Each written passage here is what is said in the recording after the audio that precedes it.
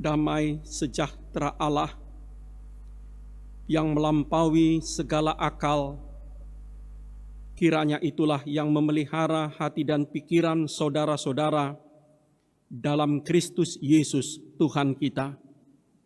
Amin.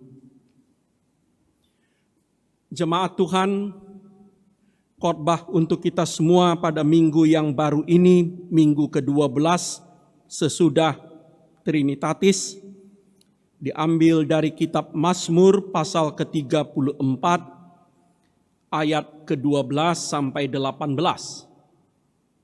Kami akan bacakan di tengah-tengah kita.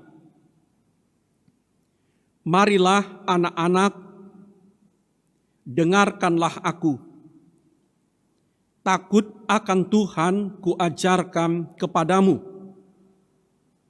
Siapakah orang yang menyukai hidup, yang mengingini umur panjang untuk menikmati yang baik?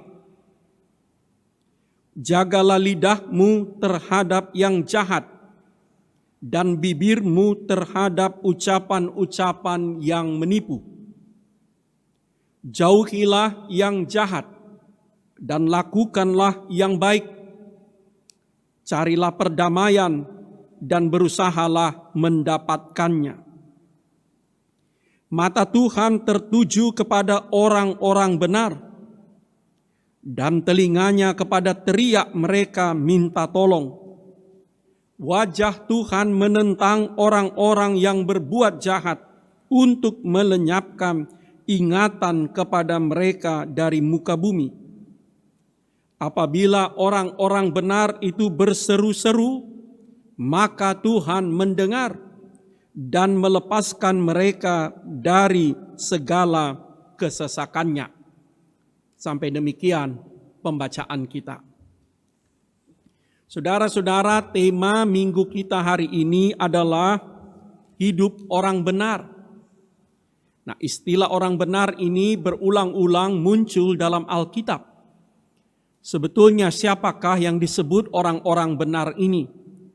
Orang benar di sini maksudnya bukanlah orang yang seluruhnya, sepenuhnya benar. Orang yang sempurna, yang tidak pernah melakukan kekeliruan atau kesalahan. Orang benar yang dimaksudkannya di sini adalah orang-orang yang bergantung kepada kebenaran Tuhan. Orang-orang yang selalu menaruh harapan kepada belas kasihan Tuhan. Orang-orang yang selalu mendengarkan dan hidup menurut petunjuk-petunjuknya. Orang-orang yang tulus ikhlas. Itulah kita, umat Tuhan. Nah, apa pesan untuk kita pada minggu ini dari Mazmur 34 itu?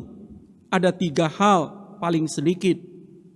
Yang pertama, agar kita selalu mensyukuri, mencintai, dan menikmati hal-hal baik dalam kehidupan ini.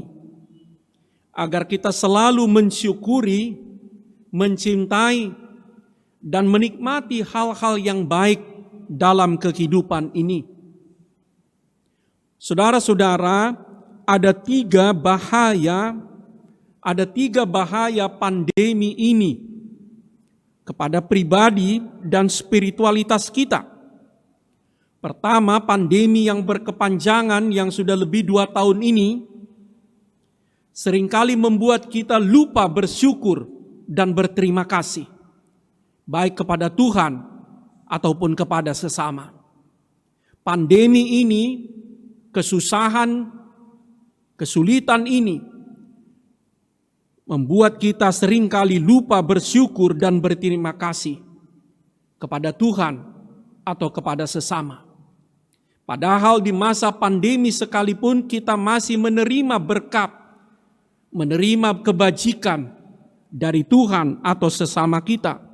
Namun pandemi ini membuat kita lupa bersyukur dan berterima kasih. Bahaya yang kedua dari pandemi ini adalah membuat kita begitu gampang marah dan membenci. Kita begitu mudah tergoda untuk marah. Marah kepada diri sendiri, marah kepada orang lain, marah kepada situasi, juga marah kepada Tuhan. Apakah itu pengaruh dari berbagai kesulitan, pengaruh dari karena kita terisolasi, karena kita dibatasi kontak dengan orang lain, dibatasi bergerak, membuat kita begitu gampang marah dan membenci. Yang ketiga, bahaya pandemi ini membuat kita kehilangan rasa kemampuan menikmati kehidupan ini. Jadi kalau COVID itu bisa membuat orang kehilangan rasa, kehilangan penciuman, pandemi ini juga bisa membuat kita kehilangan kemampuan dan rasa menikmati kebaikan, menikmati kehidupan. Nah, hari ini saudara-saudara kita diingatkan untuk mensyukuri, untuk mencintai dan menikmati hal-hal baik dalam kehidupan ini. Syukurilah kehidupan. Syukurilah bahwa kita masih bisa bernafas. Syukurilah kita masih bisa beribadah. Syukurilah kita masih bisa makan. Bersyukurlah, berterima kasihlah, baik kepada Tuhan maupun kepada sesama. Sekali lagi, bersyukurlah, berterima kasihlah kepada Tuhan maupun kepada sesama. Juga ketika pandemi, ketika kita sedang dalam masa-masa sulit ini. Cintailah kehidupan, cintailah keluargamu, cintailah dirimu sendiri. Jangan buat pandemi ini justru semakin merusak kehidupan, merusak keluarga, merusak diri kita sendiri. Cintailah, rawatlah. Nikmatilah kehidupan ini, nikmatilah hal-hal baik yang masih bisa kita alami. Saudara-saudara, harus kita camkan ke dalam hati kita masing-masing. Pandemi ini tidak seluruhnya buruk. Sekali lagi, pandemi ini tidak seluruhnya buruk. Banyak sekali berkat, banyak sekali kebajikan yang tersembunyi dalam pandemi ini. Walaupun kita tidak menghendaki dan menyukai pandemi ini, banyak hal-hal baik yang terjadi, yang bisa kita nikmati, kita syukuri dan kita cintai. Ketika pandemi 2 tahun ini, kita semakin mensyukuri dan menikmati kehidupan rumah kita. Kita semakin mensyukuri dan menikmati keluarga inti kita. Hubungan-hubungan kita dengan suami, istri, anak, orang tua, saudara. Dalam masa pandemi ini kita memiliki waktu yang berlimpah untuk berdoa. Untuk membaca Alkitab, berefleksi dan kontemplasi. Entah kita gunakan atau tidak kita gunakan. Tetapi sekali lagi banyak hal-hal baik, banyak berkat Tuhan juga di masa pandemi ini yang membuat kita dapat bersyukur, berterima kasih, mencintai dan menikmati kehidupan ini. Yang kedua, dari Mazmur 34 tadi, agar kita selalu menjaga perkataan dan perbuatan kita tetap benar dan baik, dan selalu mencari perdamaian. Agar kita selalu menjaga perkataan dan perbuatan kita tetap benar dan baik, dan mencari perdamaian. Di masa pandemi, di masa sulit sekalipun, kita tidak ingin berbuat jahat, baik dengan kata dan perbuatan. Saudara-saudara, namun harus kita ingat, iblis tidak pernah berhenti bekerja di masa pandemi ini. Iblis tidak pernah mengisolasi dirinya, berhenti, bersembunyi. Dia tetap bergerak, bekerja mencari mangsa. Dia tetap terus membuat perangkap-perangkap baru agar saudara dan saya melakukan yang jahat. Yang melakukan isoman itu adalah saudara dan saya. Tapi baik kita ingat, iblis tidak pernah melakukan isoman. Iblis tetap tidak pernah berhenti bekerja juga di masa pandemi ini. Juga ketika kita sedang berduka, juga ketika kita sedang sakit, juga ketika kita sedang lapar, justru di sanalah Dia terus bekerja, memangsa, memerangkap, menjebak saudara dan saya. Baik kita ingat juga, orang-orang yang jahat juga tidak pernah berhenti berbuat jahat di masa pandemi ini. Orang-orang jahat, orang-orang yang punya niat jahat dari dalam diri, dalam hati dan pikirannya, tidak pernah berhenti berbuat jahat. Bagi orang-orang yang jahat, pandemi ini justru peluang, kesempatan besar mendapatkan keuntungan. Sekali lagi, bagi orang-orang jahat, pandemi ini justru peluang yang sangat besar mendapat keuntungan. Seperti menanggu ikan di air keruh. Ketika semua bangsa ini berkonsentrasi melawan COVID, maka perhatian kepada orang-orang yang jahat berkurang. Maka itu adalah kesempatan besar bagi mereka melakukan yang jahat. Ingat, baiklah kita ingat, kejahatan itu juga selalu menumpang kepada kemajuan zaman. Kejahatan itu menumpang kepada ilmu pengetahuan dan teknologi yang pada dasarnya diciptakan untuk kebaikan. Kejahatan itu memakai alat-alat yang canggih yang pada dasarnya digunakan untuk kebaikan. Termasuk teknologi, termasuk media sosial. Karena itu saudara-saudara, Tuhan mengingatkan kita agar kita tetap takut kepada Dia, agar kita selalu menjaga perkataan dan perbuatan kita tetap benar dan baik.